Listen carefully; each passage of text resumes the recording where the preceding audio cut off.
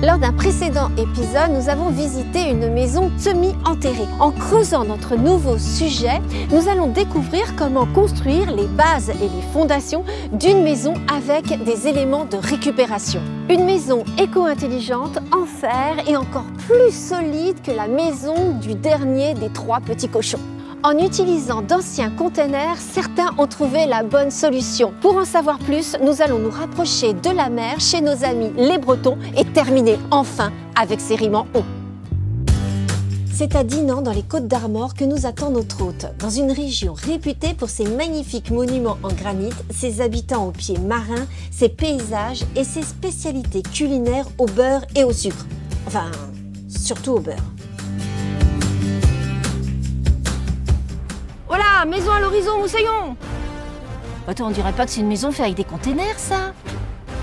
Ah, mais je veux le propriétaire qui sort. Allez hop, partons à sa rencontre. Bonjour Kylian. Bonjour Caroline. Ah, mais je vois que tu n'es pas seule. Non, c'est notre qui? chien Vicky. Bonjour Vicky. Vous accompagnez. Oh, elle est belle. Alors en arrivant, on voit bien la maison container avec cette porte. Oui, complètement. C'est un choix qu'on a fait dès la construction de la maison pour qu'on ait vraiment la mise en avant du container en direct. Oh, je suis curieuse de voir l'intérieur et la suite. Ben, si tu as 5 minutes, je te présente la maison. J'ai 5 minutes. Allez, Elle vient avec nous, Vicky? Vicky, viens. Ah ouais, c'est super joli. Caroline, on va d'abord continuer dehors et on reviendra faire une petite visite à l'intérieur après. Ah ouais, c'est aussi beau dehors. Hein. Bah, merci beaucoup. Ah, c'est chouette. Bah alors, dis-moi comment ça t'est venu cette idée? Moi, je suis de métier chaudronnier-soudeur et menuisier-agenceur. Donc en fait, l'idée, c'était, en faisant une maison conteneur, de pouvoir travailler le métal, le souder et après l'aménager pour pouvoir faire de tout de A à Z avec mes petites mains. Voilà. Est-ce qu'il y avait le côté éco-responsable qui comptait pour toi? Ouais, complètement. Alors, c'est que des conteneurs dernier voyage, donc c'est des conteneurs d'occasion.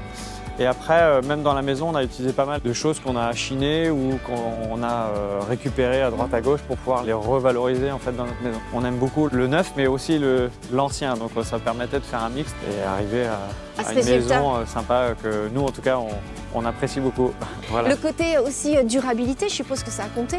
Oui, parce que le conteneur maritime, en fait, c'est un acier assez spécial, c'est du Corten. C'est un acier qui permet au conteneur de pouvoir voyager en mer sans avoir une grosse corrosion. Donc là, elle est posée sur une dalle comme pour une maison traditionnelle, donc avec des fondations, dalle isolée. Nous, on est venu poser les 6 containers dessus après directement, donc on n'a pas de contact avec le sol, ce qui fait qu'en fait, le métal, lui, normalement, il ne bougera jamais.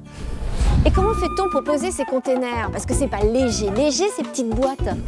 Alors c'est très gros, mais c'est assez léger justement, ça fait 2 tonnes 2 exactement. Et on a loué une grosse grue et en fait on venait mettre les chaînes sur chaque angle de container et on les a posés un par un avec un roulement de 1 heure à peu près. Donc ceux du bas et ceux du haut en même temps. Et ça a pris beaucoup de temps? On a mis à peu près 6 heures pour les mettre en place. Donc c'est assez rapide. La seule chose qui était assez rapide d'ailleurs. Alors, on va revenir sur les fondations. Donc, en fait, ils sont arrivés, ces containers, et ils ont été posés directement sur le sol. Oui, en fait, moi, en amont de la livraison des conteneurs, avant la livraison et le grutage, j'ai fait toute une préparation, en fait, comme pour une maison traditionnelle. Donc, on a fait les fouilles pour faire les fondations. Après, on a monté un rang de parpaing avec une isolation et après une dalle traditionnelle. La seule chose que j'ai rajoutée, moi, en fait, c'est dans chaque angle des containers, j'ai scellé des grosses platines de métal qui ont permis ensuite, après la pose des containers, de les souder au sol, en fait. Oui, ça bouge pas. Ouais, non, ça bougera pas. Ça bougera pas, non, ça bougera pas. Ouais. Et après, du coup, comme pour une maison traditionnelle, encore une fois, on vient faire les ouvertures, poser les fenêtres et bardage pour cacher en fait tout le conteneur, faire toute l'isolation du coup nous par l'extérieur, parce que en fait, vu que tout est en acier, ça permet de faire une rupture des ponts thermiques. Bien sûr. L'idée, c'était vraiment de garder l'aspect conteneur brut à l'intérieur. Et je me posais la question, ces conteneurs, ils sont vraiment stables, c'est-à-dire qu'ils sont vraiment droits? Alors là, c'était un peu la surprise. Avant de recevoir les conteneurs, j'avais jamais vu de conteneur. Donc j'avais fait comme un peu tout le monde qui se lance un peu dans ce projet-là. On regarde les premières photos ou les dimensions sur Google. Et non, quand c'est arrivé, en fait, j'ai eu des bonnes surprises sur ceux du bas, mais celui-ci et un du haut étaient un petit peu abîmés au niveau d'une toiture. Donc c'est pas très grave parce que moi j'ai réisolé par l'intérieur aussi à cet endroit-là. Et non, l'histoire de celui-ci, c'est que la dalle est droite en dessous. Et j'avais un bout du plancher qui était un tout petit peu incurvé. Incurvé, ouais, qui était concave. Donc du coup, quand on l'a posé, il était un petit peu bancal. Vu que j'avais les 2 conteneurs du haut qui arrivaient après, en fait, on s'est mis pendant 1 heure à tout couper, la partie du plancher de celui-ci qui est notre buanderie. Ça, c'était une histoire pas très rigolote parce que du coup, on a passé pas mal de temps et le camion est arrivé pour livrer un des 2 du haut. Et on finissait tout juste d'installer celui-ci. Donc c'était un peu juste au niveau du timing, mais ça l'a fait. Mais Ouais. voilà, c'est un peu le jeu aussi de quand on fait du recyclage ou du remettre en avant du produit de deuxième main ou des choses comme ça. Bon, bah, il y aura peut-être des petites choses imprévues qui seront à faire au moment voulu, quoi. Voilà. Bah, au moins, on connaît une des surprises Voilà, qu'on peut avoir ça, ouais. si Ça, on veut c'était sa propre maison. C'est rigolo à raconter maintenant, mais pas sur le moment. Ouais. Pour le coup, on rigolait pas trop. Ouais. Et alors, du coup, tu as une surface globale de combien? Nous, en surface habitable, on a moins de 150 mètres carrés. Pour pouvoir faire une maison d'autoconstruction sans passer par un architecte, il faut une maison de moins de 150 mètres carrés. Et après, aussi, c'est sur de l'autoconstruction, bah, plus c'est grand, plus on passe de temps. Donc, je m'étais fixé 1 an et demi à peu près pour faire la maison. Et le délai On a respecté le bon. délai, voilà, ma femme était très contente. Donc pas de dispute dans le couple, Non, tout pas va du tout. bien, parce que généralement, c'est ce qu'on dit, hein, quand c'est trop long. En fait, moi, je travaillais la journée, elle travaillait dans la restauration à cette époque-là. Donc, quand elle partait travailler le soir, bah, moi, je faisais ma 2e journée. En fait, je venais travailler le soir dans la maison. Donc, quand elle rentrait vers 11h30, on rentrait à peu près en même temps. Donc voilà. Mais puis quand c'est pour soi, quand c'est sa propre maison, je crois Oui, qu'on voilà. trouve toujours l'énergie. On a passé quelques soirées à faire des soirées travaux et repas tous les deux, à imaginer notre maison au fur et à mesure de la construction. Ouais, Ben, on va voir l'intérieur maintenant pour voir ce que ça donne. ouais, allez, vas-y, je te fais la visite. Bah, je te suis. Donc là, on est dans la partie de l'entrée. Mhm. Et après, ça donne sur la partie salon, cuisine, où là, en fait, on a 3 containers, les principaux, donc la partie salon, le couloir, après, ça donne sur la cuisine, qui sont, eux, divisés en 2. Donc là, on a 6 mètres, donc on a une 50aine de mètres carrés pour ici, et après, l'autre partie du fond, où là, on va avoir 2 chambres, une salle de bain et un WC. Il y a un étage aussi? Ouais, tu veux visiter? Ouais, avec grand Allez, plaisir. Donc là, on est dans la partie de la cage d'escalier. Ouais. Donc là, on est vraiment dans le conteneur brut. Donc on a gardé vraiment les parois de chaque côté.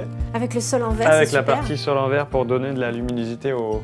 Ça nous faisait un puits de lumière avec la fenêtre qui était juste là, Mhm. qui permettait vraiment d'avoir une bonne source lumineuse pour la partie Et basse. ça, les poutres là, c'est la Ça, base? c'est les traverses de plancher du conteneur dans lequel on est en fait. Où là, j'ai déposé le sol en bois, Mhm. mais j'ai gardé les traverses en métal pour pouvoir poser le plancher en verre dessus directement. Ah, c'est une bonne idée. Voilà, comme ça permettait de garder la structure solide pour pouvoir poser le verre, quoi. Voilà. Et après, on arrive dans notre chambre. Ah, il y a une belle lumière. Ouais, et donc, du coup, nous, ce qu'on voulait, c'était pouvoir profiter du paysage au lever du jour. Puis sans vis-à-vis. Exactement. Là, on a vraiment les 2 conteneurs du haut que pour nous. Donc là, on a un conteneur ici, un conteneur là, qui est divisé en 2. La partie, donc, cage d'escalier, et ça donne sur la salle de bain, après, dans le fond, où là, on a une baignoire, une douche. Et pareil, la douche, tu vois, on a gardé le fond en conteneur pour faire un petit rappel.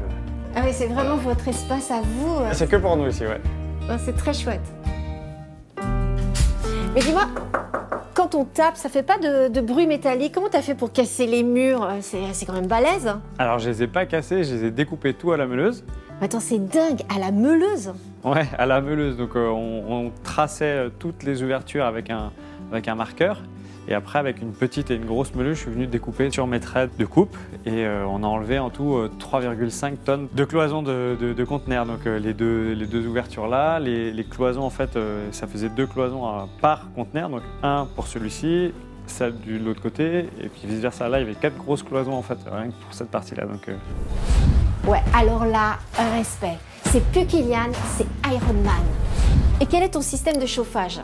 Alors du coup, on a une pompe à chaleur, donc en aérothermie qui est à l'extérieur, avec 2 systèmes de souffleurs, donc une en partie basse et un en partie haute pour chauffer 90% de la maison. Et après, on a quand même un système de chauffage dans chaque chambre, radiateur basique, avec des sèches-serviettes dans les salles de bain qui font le complément. Et sinon, après, l'exposition de la maison, du coup, plein sud avec les baies vitrées, font aussi une grosse partie de LED pour chauffer la maison et du coup, qui nous fait un gain d'énergie. Alors justement, quelle est la facture que tu as d'électricité? En gros, par mois, on est à une centaine d'euros. On est sur des petites factures. On va faire un résumé pour savoir combien ça t'a coûté en globalité. Donc déjà, un container, combien ça coûte? 3 000 euros. 3 000 euros. Ensuite, quel est le prix au mètre carré en comptant tout, sauf bien sûr l'aménagement de la cuisine et de la salle de bain? Vous comptez 1 800 euros le mètre carré pour faire une maison comme celle-ci, hors terrain du coup. Et après, ça c'est une base de si vous faisiez faire, mais si vous faites vous-même, vous allez économiser la main-d'œuvre le plus possible. Voilà. Bravo, c'est assez impressionnant. Et puis on voit maintenant tout ce qu'on peut faire par soi-même. Avec des containers. Avec des containers. Recyclés de préférence. Salut, toi, tu nous attends? Oui. Merci beaucoup, Kylian, pour avec cette grand plaisir. visite. Et en espérant que la visite t'aura plu.